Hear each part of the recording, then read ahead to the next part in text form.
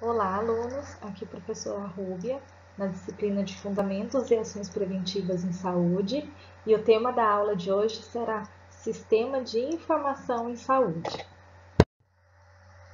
Antes, eu quero contar para vocês um pouco da história sobre a vigilância epidemiológica, tá? Então, a nível mundial, ela foi um tema da 21ª Assembleia Mundial de Saúde, que foi realizada em 1968, né? Então, nessa Assembleia estabeleceu que a abrangência do conceito permite a aplicação de variados problemas de saúde pública, além das doenças transmissíveis.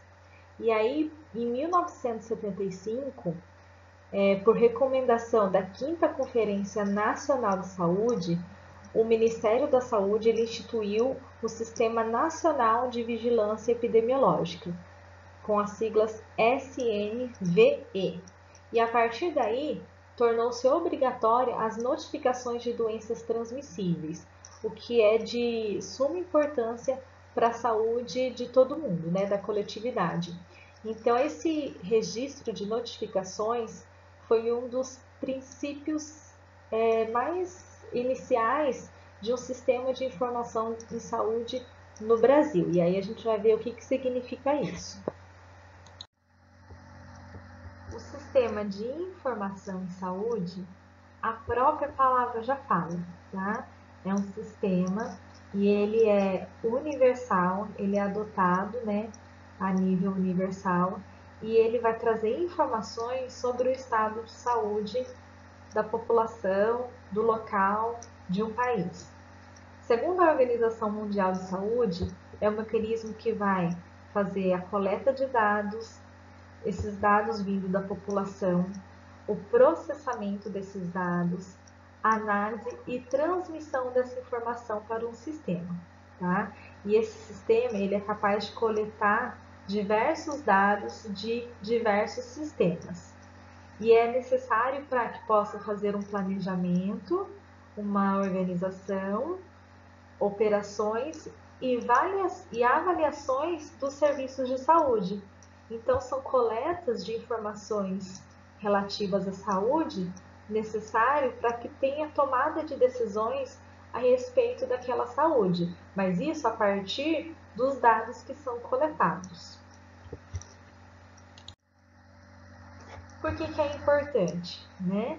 Para tomada de decisão por meio da informação oportuna. Essa informação oportuna, ela dá uma disponibilidade do local de onde vêm esses dados e até mesmo na hora, então a gente consegue ter informações diárias e informações de qualidade. São informações atualizadas, pertinentes e consistentes. Por exemplo, né? Neste momento a gente está vivendo a pandemia do Covid-19. Então, a gente consegue a atualização das informações que são dados do Ministério da Saúde, são dados confiáveis, né? São consistentes, são pertinentes. Então, tem todo um sistema por trás disso que vai trazer a informação a respeito desses dados e uma informação real, uma informação verídica. As funções, né, do Sistema de Informação em Saúde. Vai disponibilizar informações, operações diárias, monitora condições de saúde da população e condições também socioambientais, facilita as ações e serviços. Por exemplo, eu verifiquei que em determinada região está tendo um surto de sarampo. Então, planejamento e controle desse surto a partir dos dados que foram coletados e registrados nos sistemas de saúde, tá? Então, é a base para a tomada de decisões da vigilância sanitária, da vigilância epidemiológica, a fim de promover a saúde daquela população. E também serve de apoio a pesquisas científicas. O Sistema de Informação em Saúde, ele conta com diversos sistemas. Um exemplo deles é o RIPSA, que é a Rede Interagencial de Informações para a Saúde. É uma base comum de dados e indicadores de saúde. Então, a gente tem ali um importante acesso que é o DataSUS, que provê os instrumentos de transferência eletrônica de dados pelas instituições fontes produtoras, tá? Então, o DataSUS ele vai fazer parte desse sistema de informação em saúde, assim como o RIPSA, trazendo as informações de cada local. Então, a gente consegue de cada município.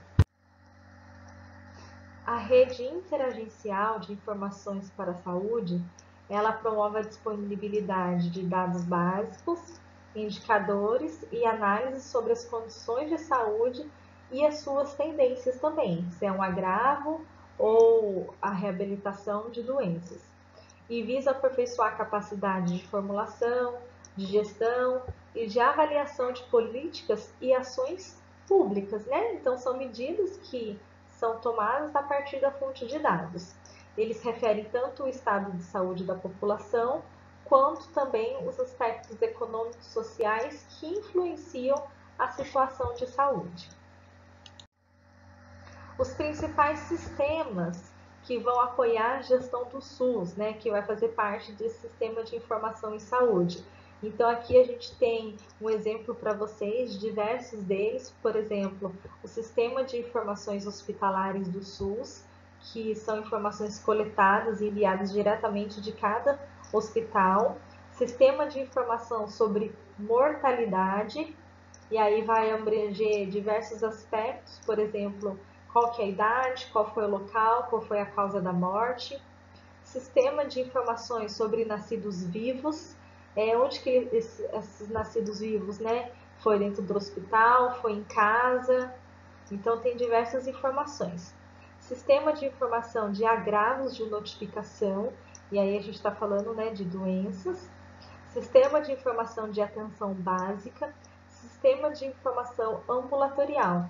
Então, são diversos sistemas que vão apoiar a gestão do SUS e fazer parte desse sistema de informação. Aqui nesse quadro ao lado, vocês podem perceber que tem o site, tá? De diversos outros sistemas. Então, isso aqui foi tirado do próprio Ministério da Saúde.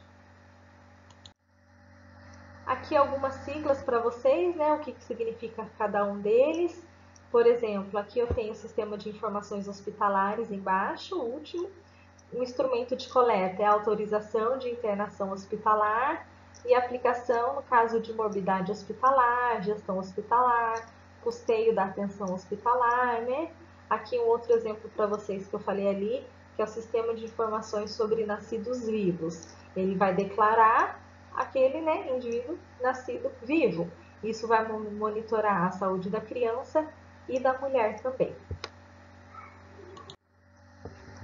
E esses sistemas, eles evoluem, né, com muita tecnologia, uma evolução muito rápida. Por exemplo, de acordo com a evolução deles, a gente tem uma adaptação. E aí diversos sistemas podem ser criados para diversos perfis públicos também. E a gente está falando desde gestores, por exemplo, um gestor hospitalar, acadêmicos, que são estudantes, e a população em geral também.